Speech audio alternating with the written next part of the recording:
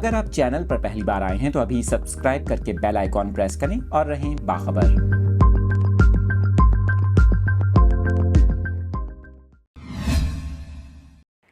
آپ کو اس اہم خبر کی تفصیلات بتا رہے ہیں بھارت سے۔ آپ کو بتائیں کہ بھارت کی شمالی ریاستوں میں بارش اور سیلابی صورتحال نے تباہی مچا دی، جس کے نتیجے میں تقریباً 100 افراد ہلاک ہو گئے۔ آپ کو بتائیں بھارتی میڈیا کے مطابق مانسون بارشوں نے شمالی ریاستوں کو شدید متاثر کیا ہے، جہاں دارالحکومت نئی دلی میں شدید بارشوں اور سیلابی صورتحال کے سبب دریائے یمنا میں پانی کی سطح خطرناک حد کو چھو رہی ہے۔ آپ کو بتائیں کہ دریا میں پانی کی سطح 205 میٹر سے اوپر ہو گئی، جو دریا کا خطرناک لیول ہے۔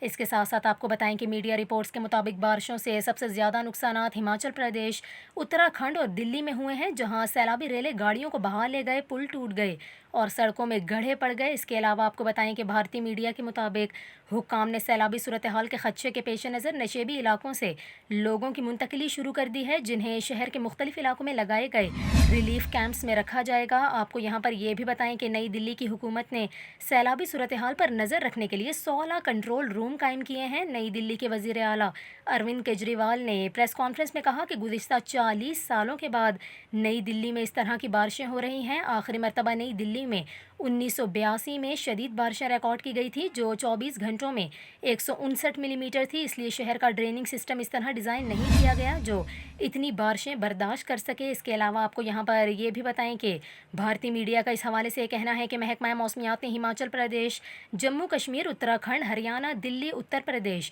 اور راجستھان میں مزید بارشوں کی پیشگوئی کی ہے۔